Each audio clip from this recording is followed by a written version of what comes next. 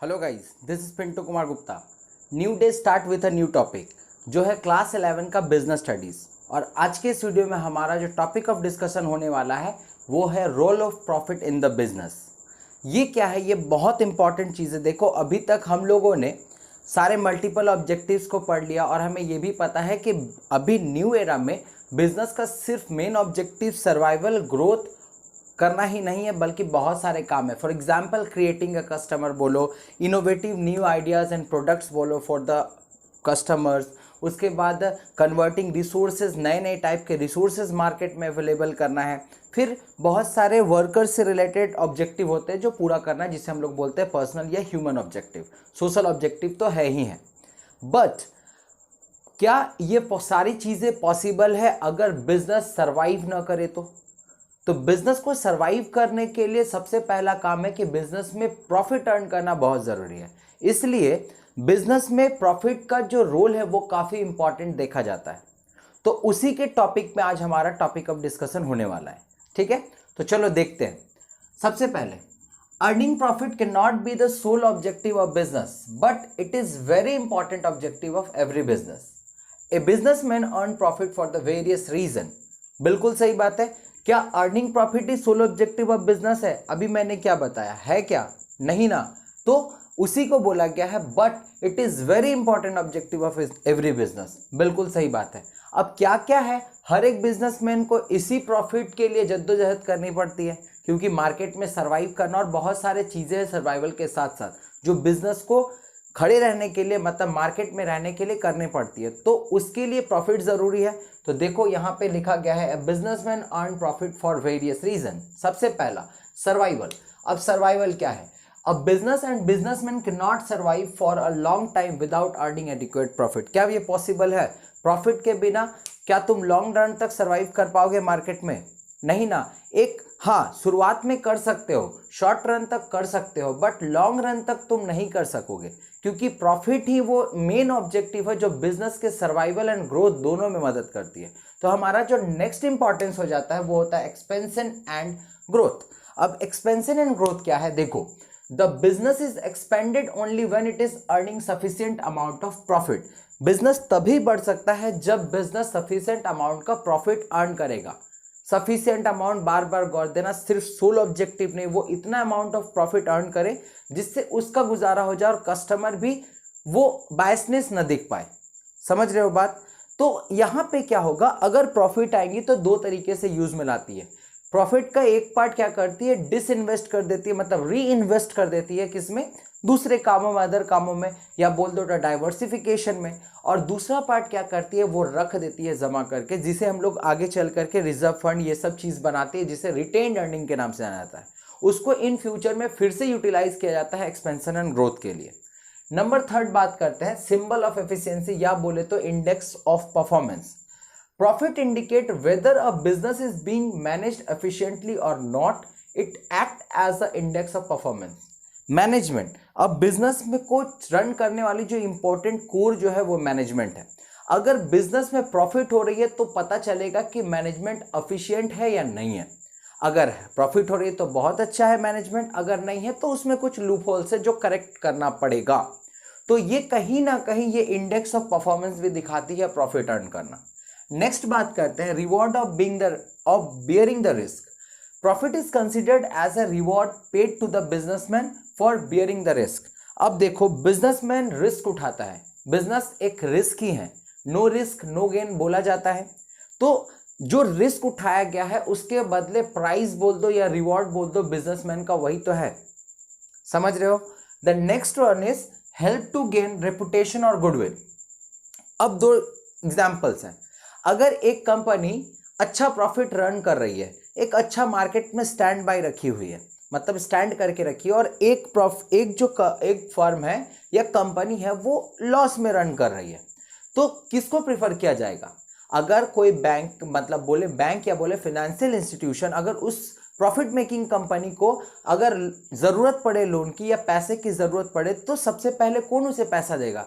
वो financial institution का वो लॉस इनकर्ड वाली कंपनी को पैसे देगी, या उस फाइनेंस जो अच्छा पोजीशन में है मार्केट में उसे देंगी? बिल्कुल उसे देगी।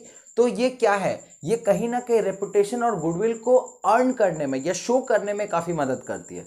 देखो, profit earning company has better reputation in the market as compare to the companies which are running in loss. बात क्लियर है? तो चलो अब एक और नया टॉपिक देखते हैं इस मैटर पर। तो आज का जो हमारा नेक्स्ट टॉपिक है वो है बिजनेस एक्टिविटी, मतलब क्लासिफिकेशन ऑफ बिजनेस एक्टिविटी। हम लोग जानते हैं कि इकोनॉमिक एक्टिविटी के कितने टाइप है, पहला इकोनॉमिक और दूसरा नॉन इकोनॉमिक। ठीक उसी तरीके से बिजनेस एक्टिविटी के भी अपने दो पार्ट हैं। सबसे पहला क्या है, सबसे पहला है इंडस्ट्री और दूसरा है कॉमर्स। बट आज हम लोग इंडस्ट्री को लेकर डिस्कस करने वाले हैं। इंडस्ट्री क्या है? इंडस्ट्री का मतलब होता है कि जहाँ पे कन्वर्जन हो रॉ मटेरियल का फिनिश्ड प्रोडक्ट में।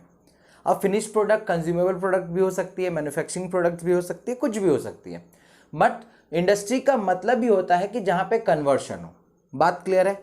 अब इंडस्ट्री जो होती है वो तुम लोग बहुत पहले से जानते हो, वो 3 टाइप की होती है, प्राइमरी इंडस्ट्री, सेकेंडरी इंडस्ट्री और टर्शियरी इंडस्ट्री। प्राइमरी इंडस्ट्री क्या होता है ये भी बोलने की जरूरत नहीं है, तुम लोग जानते हो, बट थोड़ा सा रिकॉल करते हैं। प्राइमरी इंडस्ट्री का मतलब होता है, primary industry includes all those industry which are concerned with extraction of natural resources and reproduction of living species. इसका मतलब क्या है, ये एक ऐसा इंडस्ट्री है जो जहां पे टोटली नेचुरल रिसोर्सेज का यूज किया जाता है।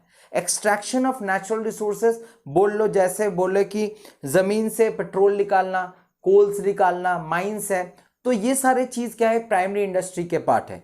और जेनेटिक इंडस्ट्री भी बोलो, जैसे ब्रीडिंग बोल लो, रिप्रोडक्शन बोल लो, ये सारे चीज क्या है, ये सारे चीज प्राइमरी इंडस्ट्री के पार्ट है। क्लियर? अब प्राइमरी इंडस्ट्री के 2 टाइप होते हैं, सबसे पहला एक्सट्रैक्टिव और दूसरा होता है जेनेटिक। जो यहाँ पे है वो यहाँ पे है। एक्सट्रैक्ट का मतलब है एक ऐसा इंडस्ट्री जो प्रॉपरली नेचुरल रिसोर्सेज को एक्सट्रैक्ट करते हैं और उनसे अपना बिजनेस करते हैं। अभी एग्जांपल जैसे हमने दिया, कोल ले लो, पेट्रोलियम ले लो, क्रूड ऑयल ले लो, ये सारी चीजें क्या है, ये सारी चीजें एक्सट्रैक्शन है। ठीक है? नेक्स्ट वन जो है वो जेनेटिक है। जेनेटिक मतलब यहाँ पे रियरिंग होंगी, ब्रीडिंग होंगी, ये सारे जो भी इंडस्ट्री है वो कहीं ना कहीं इस प्राइमरी इंडस्ट्री के ही पार्ट है। देन अब हम लोग मूव करते हैं सेकेंडरी इंडस्ट्री। तो सेकेंडरी इंडस्ट्री क्या है? सेकेंडरी इंडस्ट्री का मतलब है जो, सिंपल सी बात, जो प्राइमरी इंडस्ट्री के आउटपुट को यूज करके अपना प्रोडक्ट बनाती है, बस ये है सेकेंडरी इंडस्ट्री। देखो, makes use of product which are extracted and produced by primary industry। अब ये प्राइमरी इंडस्ट्री होना बहुत जरूरी, ये तो पता है तुम लोगों को बहुत पहले से। सेकेंडरी इंडस्ट्री के 2 पार्ट है, सबसे पहला मैन्युफैक्चरिंग और दूसरा है कंस्ट्रक्शन। सर मैन्युफैक्चरिंग क्या है? मैन्युफैक्चरिंग का मतलब यही है कि यहाँ पे कोई चीज मैन्युफैक्चर होगा जो फर्दर प्रोसेस हो के काम होगा, मतलब बार बार वो प्रोसेस होते रहेंगे। और मतलब इन शॉर्ट बोले तो conversion of raw material into finished goods. अब ये रॉ मटेरियल फिनिश गुड्स में कन्वर्ट हो जाती है, तो फिनिश गुड्स कैसे होते हैं सर? सबसे पहले कंज्यूमेबल गुड्स। कंज्यूमेबल गुड्स का मतलब होता है जो हमारे तुम्हारे ये कौन सा है, ये कंज्यूमेबल गुड्स है। सोप्स ले लो, जो हम लोग यूज करते हैं वो कंज्यूमेबल गुड्स है। और दूसरा होता है इंडस्ट्रियल गुड्स। इंडस्ट्रियल गुड्स का मतलब है जैसे बोल लो प्लांट एंड मशीनरीज बोल लो, बड़े बड़े इक्विपमेंट बोल लो, जो फर्दर प्रोसेस यूज करके और प्रोडक्शन किए जाते हैं, वो है मैन्युफैक्चरिंग गुड्स। क्लियर? देन अब मैन्युफैक्चरिंग इंडस्ट्री की बात हो रही है तो इसके 4 टाइप है, एनालिटिकल, सिंथेटिक, प्रोसेसिंग और असेंबली। एनालिटिकल क्या है? एनालिटिकल का मतलब है यहाँ रॉ मटेरियल को बहुत तरीके से एनालाइज किया जाएगा और एक रॉ मटेरियल को बहुत सारे वेरियस यूजेस की जाएंगे। Example crude oil. Crude oil क्या है? क्रूड ऑयल एक रॉ मटेरियल है, एक रॉ है ऑयल, जिससे क्या क्या है, पेट्रोलियम, गैसोलीन, केरोसिन, सारे चीज उससे निकलती है, डीजल्स, ये सारे कौन से इंडस्ट्री के पार्ट है? एनालिटिकल। नेक्स्ट जो बात करते हैं वो है सिंथेटिक इंडस्ट्री। सिंथेटिक इंडस्ट्री का मतलब क्या है? जब 2 प्रोडक्ट मिलकर के एक नया कोई प्रोडक्ट बना दे, वो हो जाएगा सिंथेटिक इंडस्ट्री। फॉर एग्जाम्पल जैसे मान लो कॉस्मेटिक्स की बात कर लें, पेंट्स की बात कर लें, ऐसे ऐसे बहुत सारी चीज़ें हैं जहाँ पे बहुत 2 या 2 से ज़्यादा प्रोडक्ट मिलकर के एक नया प्रोडक्ट इनोवेट करती है, या बोले तो बनाती है। ठीक है? Number 3rd one is processing. Processing industry का मतलब क्या है? मतलब कि एक रॉ मटेरियल बहुत तरीके से प्रोसेस होकर के एक आउटपुट जनरेट करती है। एग्जाम्पल आयरन और कहीं जाकर के स्टील बना देती है, आयरन एंड स्टील बना देती है, आयरन और कैसे? वो प्रोसेस होकर के। ठीक है? तो ये उसके क्लासिफाइड हो जाते हैं, मतलब ये प्रोसेसिंग इंडस्ट्री के पार्ट है। Then next one is assembly. Assembly industry का मतलब क्या है कि जो भी फिनिश्ड प्रोडक्ट होते हैं उनको असेंबल करके एक प्रोडक्ट बना देना। जैसे टीवी की बात कर लो, उसके बाद कंप्यूटर की बात कर लो, उसके बाद मोबाइल फोन्स की बात कर लो। हर एक प्रोडक्ट अलग अलग जगह में मैन्युफैक्चर है बट असेंबल होकर के एक पर्टिकुलर प्रोडक्ट बना देती है। तो ये हो गया मैन्युफैक्चरिंग इंडस्ट्री के क्लासिफिकेशन। देन नेक्स्ट बात करते हैं कंस्ट्रक्शन इंडस्ट्री। कंस्ट्रक्शन इंडस्ट्री है क्या सर? कंस्ट्रक्शन इंडस्ट्री, अरे रोड में जाते हैं, वो जो रोड्स देखते हैं, फिर बिल्डिंग्स देखते हैं, फिर डैम्स देखते हैं, ये जितने सारे चीजें हैं जो कंस्ट्रक्ट किए जाते हैं वही तो है कंस्ट्रक्शन इंडस्ट्री। बड़े बड़े बिल्डिंग, बड़े बड़े डैम्स, ये सारे चीज क्या है, ये कंस्ट्रक्शन इंडस्ट्री के ही तो पार्ट है। जो अब नेक्स्ट इंडस्ट्री की बात करते हैं वो है टर्शियरी इंडस्ट्री। अब टर्शियरी इंडस्ट्री क्या है? टर्शियरी इंडस्ट्री एक हेल्पफुल इंडस्ट्री है जो इन दोनों को पूरी तरीके से मदद करती है। देखो, concern with providing service which facilitates smooth flow of goods and service. ये सिर्फ सर्विस प्रोवाइड करती है कि कोई भी ये सारे बिजनेस, ये दोनों बिजनेस को कोई दिक्कत ना हो। अब ये कितने टाइप के ट्रांसपोर्टेशन, देखो आना जाना, इधर उधर सामान ले जाने के लिए, जिससे टाइम की बचत होती है, मदद करती है ना बिजनेस को। बैंकिंग, बैंकिंग क्या है? अगर क्रेडिट फैसिलिटी चाहिए बिजनेस को डेवलप करने के लिए, बिल्कुल दी जाएंगी, तो ये भी टर्शियरी इंडस्ट्री की पार्ट है। नेक्स्ट कम्युनिकेशन, हेलो हेलो, ये क्या है? ये जो मोड ऑफ कम्युनिकेशन, ये जो जरिया है, ये टर्शियरी इंडस्ट्री की ही पार्ट है। इंश्योरेंस, बिल्कुल आजकल तो ये बहुत ज़्यादा ट्रेंड में है। इंश्योरेंस और सब चीज़ के लिए इंश्योरेंस है, मतलब ये कहीं ना कहीं रिस्क को अवॉइड करने में मदद करती है। तो देखो, ये बिजनेस का ही सर्विस, बिजनेस को सर्विस प्रोवाइड कर रही है, बिजनेस को हेल्प दे रही है। Last one is advertising. Business को ग्रोथ करना है, क्या करोगे? एडवर्टाइजमेंट करोगे। अब कौन सी इंडस्ट्री का पार्ट है? वो सर टर्शियरी इंडस्ट्री का पार्ट है। समझ में आ गया? तो ये है ब्रॉड क्लासिफिकेशन ऑफ इंडस्ट्री।